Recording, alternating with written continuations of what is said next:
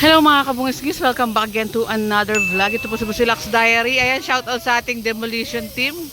Hatid ang mukha ng balita. And dito po tayo sa may Alvarez Street. Kung maalala nyo po, itong barangay po dito na di umano ay hindi po nagagamit. Ito pa pinuntahan po ito ni Mayor Isko Moreno nung nakaraan. At sabi nga po, tibagin na tong ano na to, pwesto na to dito sa may bangketa. Ayan, hawak.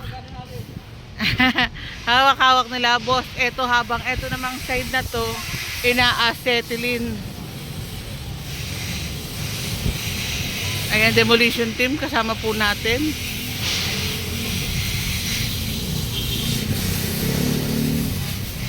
Hindi ko lang alam kung hanggang kailan to matatanggal. Hindi ko naalala yun ang tinibag na barangay hall, barangay 313 kung hindi ako nagkakamali. Inaabot yun ng isang buwan at kalahati. Correct me if I'm wrong. Ito siguro hanggang Friday. Kala mo makapag no, na hanggang kailan. Kala mo ako nagtitibag makarunungan Pero no idea pa tayo kung hanggang kailan po ito. Pero siguro hanggang Friday po or hanggang Monday. Pero depende na lang rin po yan. Grabe ang ating demolition team. Lahat sila ang nagtitibag, nagtatapos etong gawain po dito. Kaya saludo sa ating demolition team led by Engineer Joseph Bulanon. Ito hawak-hawak po nila sir ito. Kasi pag hindi nila hinawakan yan, naku po, tibag yan. Hindi ko lang alam kung saan ang magandang pwesto pa natin.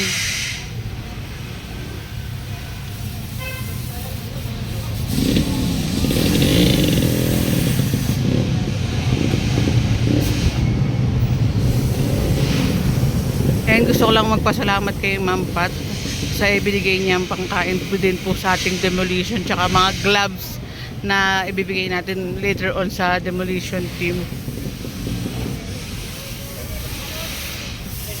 It's not easy na araw-araw ganito ginagawa mong nagtitibag, kaya sana sumunod kayo sa mga dapat sundin dahil ang Maynila ay meron ng gobyernong masasandalan at maaasahan. Ay, ayan nga, baka bumagsak daw, baka may tamaan bato. And punta lang tayo dito sa side na to. Baka bigla rin tayong tamaan din. Kaya dito tayo sa, hello po sir. Dito tayo, hello sir. Dito tayo sa side na to. Dito tayo sa side na to, baka tamaan tayo.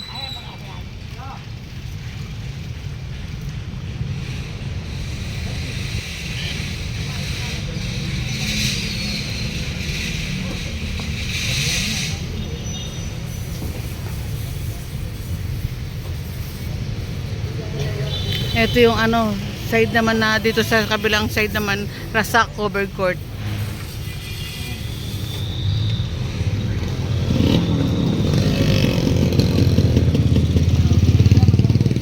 Ayan yung itsura dito sa may barangay. Maliit lang rin pala itong side na to. Ayan, eto.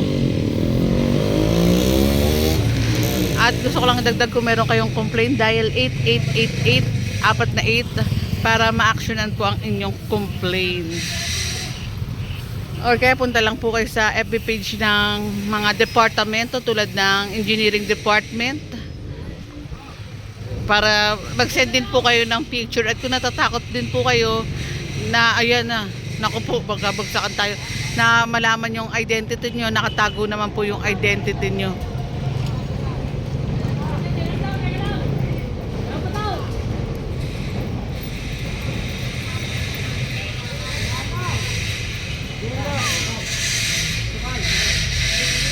Ayan, basta tayo magkakasama. Ayan, naku po, baka maano tayo.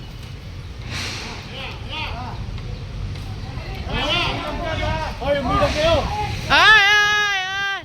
Oh! Kala ko babagsak pababa.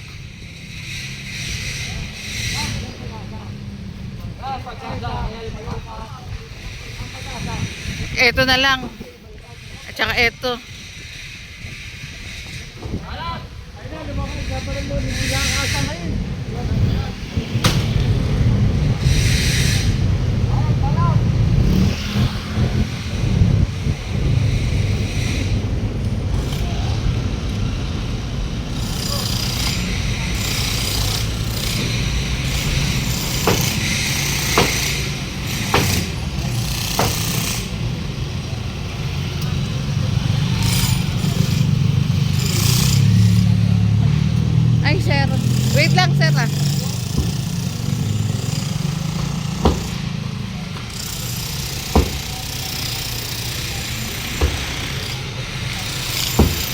And bigay lang natin yung mga pinapabigay ni Ma'am Pat sa ating demolition team. Maraming salamat Ma'am Patria sa mga donation nyo po palagi.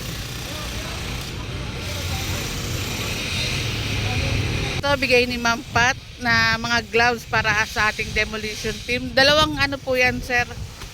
At ito, sir, pang merienda nga rin po. Ito po, sir. Thank you. Ayan. Thank you, Sir Wancho. Thank you po, Ma'am Pat. Gloves at saka merienda. Ay, thank you po. And continuation tayo. And thank you, Ma'am Pat.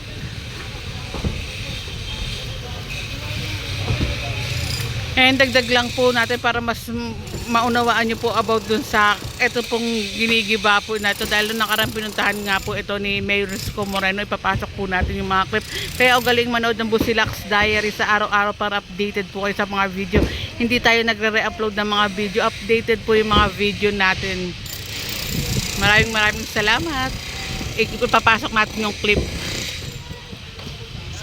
Please like, comment, share, and subscribe din po. Salamat po.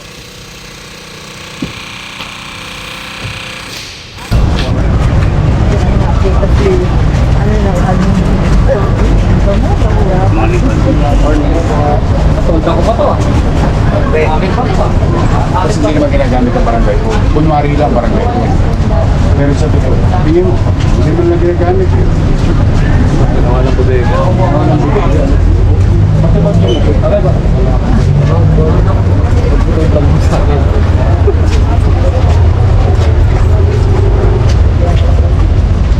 Chaotic talaga ang Maynila. Tulog ni Yahmet, sinagigiba. LRT na to guys.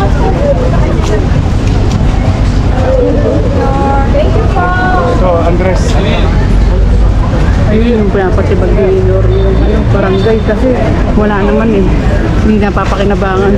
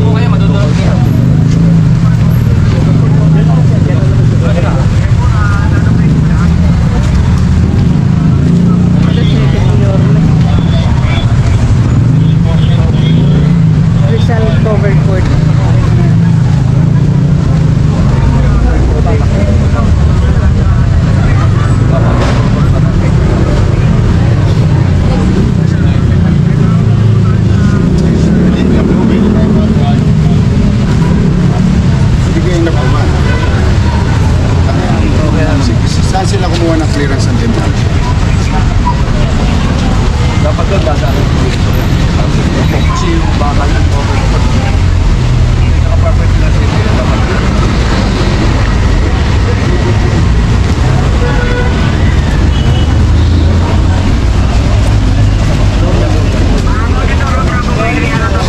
Mga lola ko. Pwede nila tayo.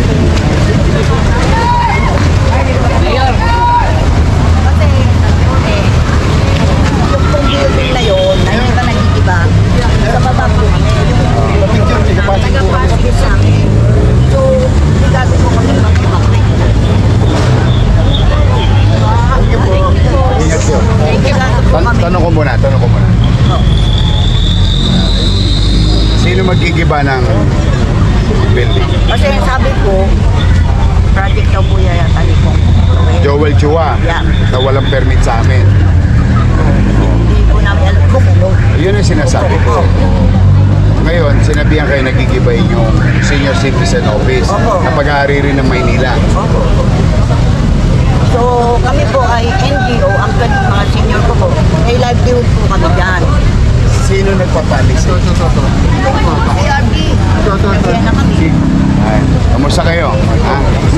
Kayo ba ang ano rito? Chairman po. Oo. Eh, pag-iiba na itong bodega, hindi naman nagagamit na barangay. Kasi nagiging bodega lang. Pag tinignan ninyo yung itsura. Barangay hall nyo ba yun? Opo, yun. Nasaan ang barangay hall? Tingnan nyo. Tingnan. Nakita nyo ba barangay hall? Lilipas naman yung ticket po.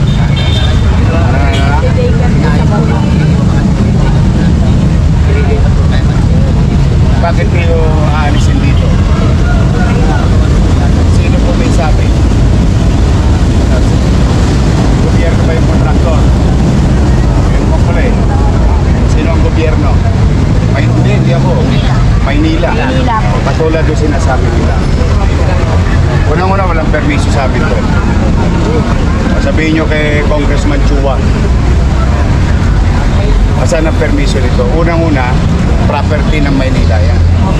Nasaan yung property namin? Yung mga bakal. Ang laki-laki yan eh. Pag ginahawa yan, nagagamit ng tao eh. Lahat. Ginamit ko pa yan ng pandemic eh. Diyan ko nilagay yung mga pulubi sa kalye. Sa buong buwan ng pandemic. Diyan po kami tinulungan. Diyan po kami Tinanggalan po kasi ng kuryente building. Kaya po Sino na naman nagtanggal ng building? natanggalan pa lang daw yun. Kaya nalipat na Si Randy.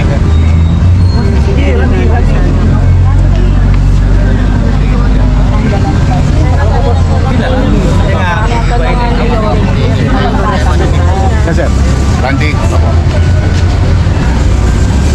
Ito, diretsa. May permit sa ito, wala. Wala po. Oo. Bakit yung tatanggalin yung kuryente ng digger? Huwag nyo tatanggalin yung kuryente ng digger. At kayo, manatili kayo dyan hanggat walang pasya ang pamahalang lungsod ng Maynila. Hindi congressman. Bakit? Property yan ng Maynila. Hindi yan property ng congressman. sabi po sa mapatayan na kayo. Hindi po, Nay. Okay. Ito ang city electrician. Hindi pwedeng sabi-sabi. Katulad yung sinasabi ni Jen. Huwag kayong umalis doon hanggat hindi sinasabi ng pamahalaang lungsod ng Maynila. Kasi property yan ng lungsod ng Maynila, hindi ng Congressman Chua. Kaya sinasabi, kaya nagkakagulo gobyerno. Ang hilig-hilig makialam ng congressman. Kaya, tingnan ninyo, property namin yan eh. Kaya ginagamit ng taong bayan niya. I know. Maginahawa na nagagamit ng tao yan lalo. Check mo na lang. I will investigate this. But for the meantime, manatili kayo sa baker. Sabihan niyo na yung mga magulang. Wala pong kailangan. Ulitin ko po, ang dami makapagpapaalis sa inyo dyan, mamahalang puso. Ganun lang po ang sikret, Chairman. Wala nang iba.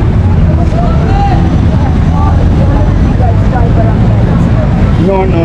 We have to clear it. Kasi bodega na po yan. Ikaw, Chairman.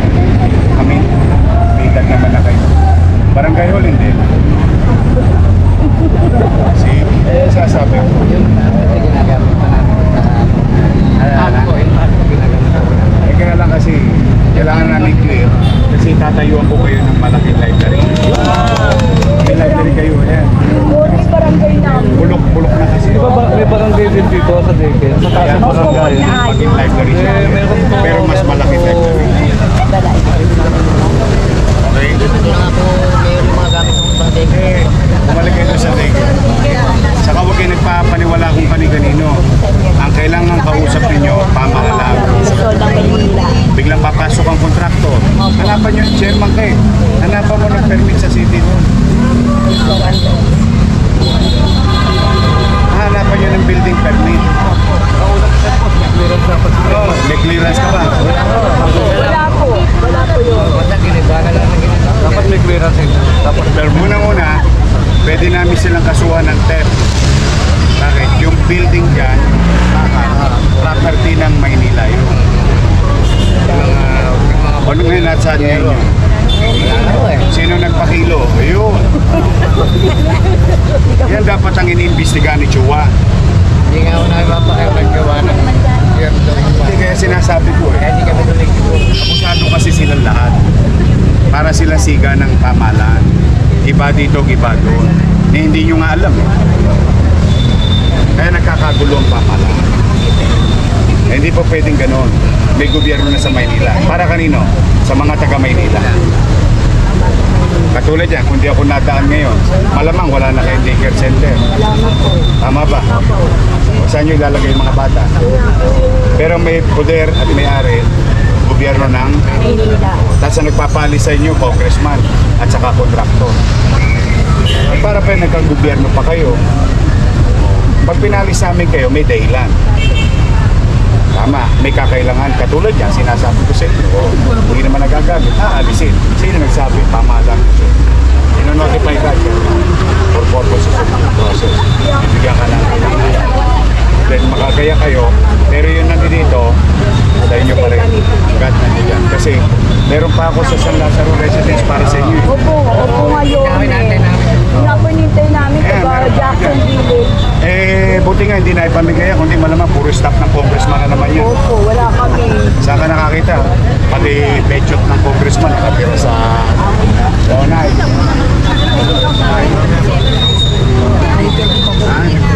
Hindi siya pwede magkakopos.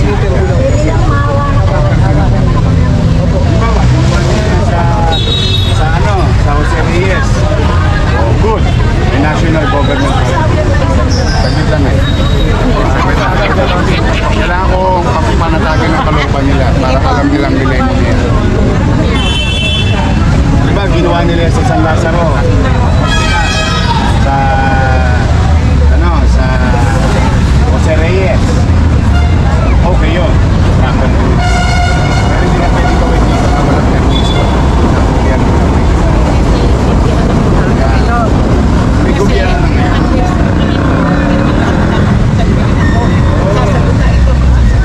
Yan ang dahilan. Bakit ako gusto mapapasa? Para makapasa sa pamahalaan.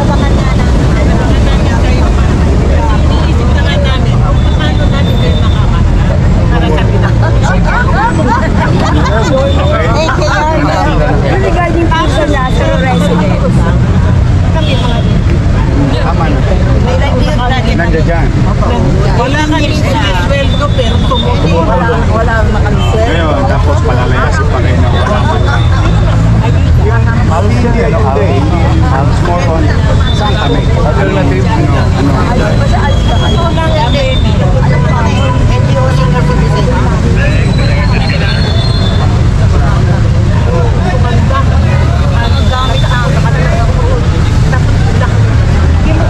Kaya next time, mag-iingat tayo sa pagboto ng mga leader. Yan talagang, hindi, walang kaya talagang iingatan natin kasi alam na namin yung talagang nagiging mga abusado kasi. Kaya ayaw nila sa akin dahil hindi na nila magawa yung pang-aabuso nila. Katulad yan, bigla ka na lang papaalis. Kapatayan ka ng puso. Sa distrito mo, tatanggalan mo ng eskwela. Hindi man lang kayo abisuhan. Hindi man lang kayo sabihan. Saan kami nandito? Yun yung sinasabi. Ako, straightforward. Pag hihingin ko sa inyo. Scared na kayo ha. Magkayak na tayo sa ibang lugar. Sasabihin. Kasi wala namang isasasama ang tao ng loob kung nasasabi mo sa kanila. Kaya ito lang. squatter na sa kapatay na yung sa bahala kayo. Isigay. Quadcom, di ba? Only one na lang po. Regarding San Lazaro Residence, yung mga application before, wala na po lahat. Panibago na po. Yung panahon po ni wala na. Kasi ang balak nila dyan, pamigay sa mga leader nila. Opo, wala na. Hindi, kung ano yun. Danay, makinig ka sa akin. Opo, sige po. Yung dokumento nyo, itinapon sa isang kwarto sa San Sebastian Residence. Natagpuan na namin eh. Okay. Ngayon, iniimbestigahan at marami na ang sumuko dahil alam nila makakasuhan sila doon sa mga awardee kasi they violated the housing, the in-city vertical housing. At pag makikita mo, ang mga pangalan, pero congressman, ng District 2, ng District 3, ng District. Yan po ay para sa pamilya na walang tahanan at lupain, nangungupahan. Yun ang purpose. Maaring staff nila, okay naman. Pero kung qualified, that's another story. So, kailangan po kami mag-update ngayon. Hindi po. Kung yung application nyo nadudunan, irarapol po yun. Ang raffle po, naalala nyo yung ginawa ko dati, nilagay ko sa Tambiolo. Opo. Kasi Maganda yung fair. hahayaan ko ng Diyos na kasi kung kanino Opo, ba. fair po talaga yun. Naka-live, naka-raffle, di ba? Nasa Tambiolo. Yun yung proseso. Thank you po yun. Basta I will do my best. In fact, para makita ninyo ang katotohanan ng pamahalang ito, magtatayo pa ako ng isang aware sa Pinondominio. Kasi yung isang squatter na naman doon, sila naman ang gusto kong pinipan. Naghahanap, pera lang ang problema ko, pangarap marami ako. Para sa pangarap. May kalalong po. Kami po nakatira kasi dyan sa Jackson. Sa Jackson. Mag-stay pa rin po ba kayo? Wala pa naman nagpapalis sa inyo. Wala naman nagpapalis sa inyo. Pero halimbawa, naging awardee kayo, anong gagawin nyo sa squatter nyong bahay? Ililipat na lang po sa yung mga anak ko po. Patay, o di squatter pa rin. Yun ang maling Hindi, mindset. kung maalis naman po, okay lang po kung aalis kami. Kasi matagal na rin po natin pinakailangan yung lupa na yan. Tinuturukan pala ako ng puwet sa ng injection sa Wepac sa San Lazaro. Nandiyan na kayo. Opo. Kasing edad nyo dyan yung, yung fire department. Opo, totoo po. Pero, Pero kung gano'n naman po, okay lang po sa akin. Mapapaganda naman. Ano yung pangalan ng Jacksonville, ano? bigyan ka ng lugar.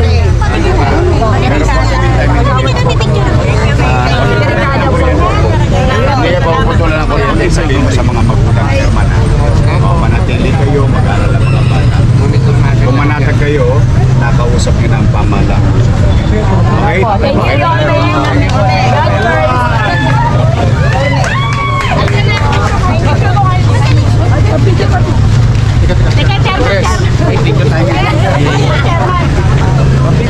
Huli.